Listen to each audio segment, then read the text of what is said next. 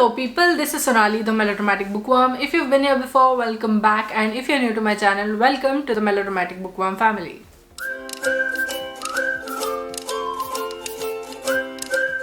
As you all know, I love making book haul videos, and you see them about 3-4 times a year, and there are usually a lot of books on there. So what I usually do is I check for the prices. If the prices are like out of this world, then I do not buy them, but I do also have some other places where I do get books. If you watch my book haul videos, you'll see that I have a lot of ebooks, a lot of audiobooks on there, and quite a few other books also. So basically what I'm trying to say is to tell you about the 8 tips that you can follow to save money on books, and about the places where I used to get these books and where I am planning to get them now. So without any further ado, let's dive right into this video and let me share with you my tips on how to save money on books, or how to get books for a cheaper price. Before I start this video, I would like to tell you that if you are comfortable with multiple forms of reading, then this video will be of more help to you, because that way you will be able to adapt better. If you are not, then please try to do it so that these will be useful to you as well.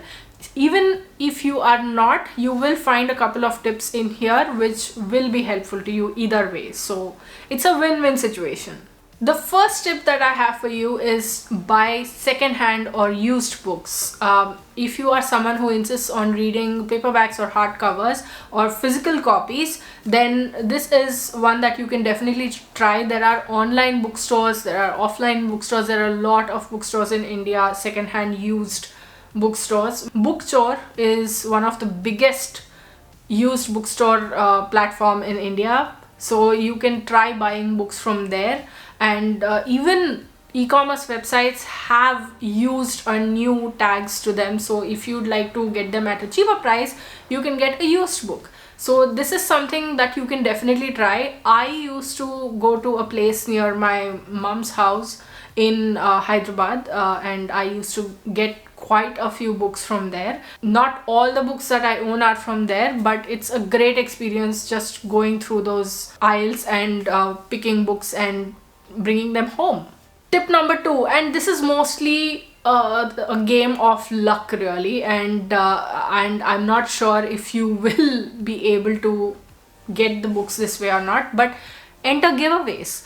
There are tons of giveaways going on Instagram, on Goodreads, and everywhere. If you enter them, you have the chance to win them. Obviously that's how giveaways and this whole system works, but that way you're getting books for free, books that you are interested in for free, and you don't have to enter all the giveaways, but it's a good way of getting your hands on them.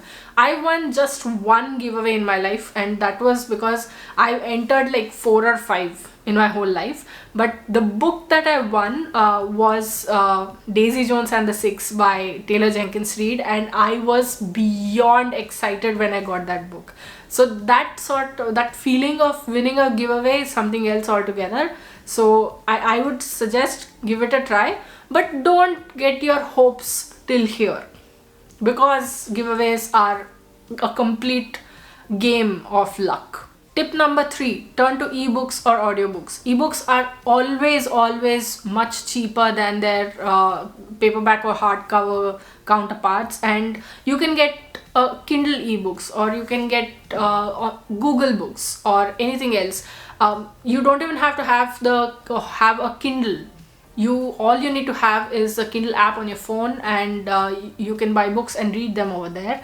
And if you don't want to pay money to, obviously, Mr. Bezos, then you can also turn to Project Gutenberg and LibriVox, which house thousands of public domain titles which are out of copyright. So that's one way to get your hands on the books that you were really wanting to read. Obviously you don't have the latest releases over there in Project Gutenberg and LibriVox, but it's something.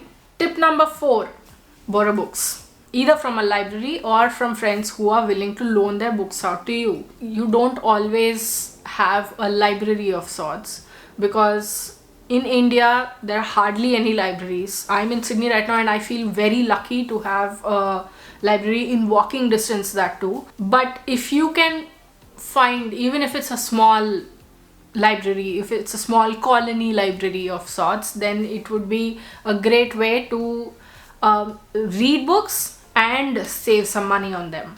And for this, I will also recommend Kindle Unlimited and Prime Reading. I mean, if you have Prime Reading, if you have Amazon Prime, then Prime Reading is something that allows you to borrow books for free. I mean, obviously you're paying money for Prime, but you get my whole point. Then Kindle Unlimited is also something that you pay a certain amount and you can borrow books from the Kindle library. I think it's a good place to start. Tip number 5, join websites like NetGalley and EDELWEISS. On these websites, you get ARCs, advanced review copies. Obviously, these are ebooks, but you get to read a lot of these books well in advance, like before they are released. Once you have a good enough score, you might be able to get your hands on some latest releases as well. So that's something, you can read these books for free and you get to become an influencer as well. So that is saying something. So I would highly recommend trying NetGalley and EDELWEISS. I don't exactly know what the process for EDELWEISS is because it sounded very complicated. You have to build your way up, and I have been building my way up on NetGalley for a long time now, so I'm more comfortable with NetGalley, but both of these options are worth trying. Next, and this is something that I recommend with all my heart, because it, as a person who's gifting you something, it also makes it easier for me. So what I'd say is add books to your birthday wish list. Add them. Where if people ask you what do you want for your birthday, tell them what you want. Put these books in your wish list. That way you will be happy that you got something that you really wanted, and they will be happy that they gifted you something that you liked. It's a win-win situation really, and you don't even have to do it just for birthdays. Do it for any other occasion, be it for anniversaries or be it for Diwali or Raksha Bandhan. What do you want for Raksha Bandhan? Books. Give me books. That's what I do with my older brother. That guy, he sends me money from where he is in America, and I buy books with that money. He's happy, I'm happy. So just do it. Make a wish list, add books to them, and whenever someone asks, can you share your wish list, or what do you want for your birthday, what do you want for this particular occasion, send them this. Okay, so me being the genius that I am, I sort of missed out on mentioning one very important point, which I think is a great way to save money on books. That is book swaps. If you have someone who is interested in exchanging books with you or swapping books with you, then I think you can give books that you have that they are interested in exchange for books that they have that you are interested in, and it's a win-win situation. You are unhauling the books that you no longer need, and you're in exchange for that you're getting the books that you are really interested in. I have done this before, twice or thrice I think, and I've gotten some great books.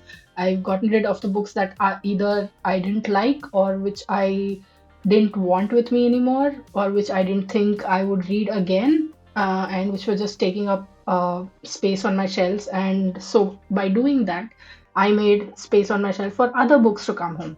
So that is something. Book swaps are a great way to keep the books rotating as well as to save money. And last but not the least are library sales or charity sales.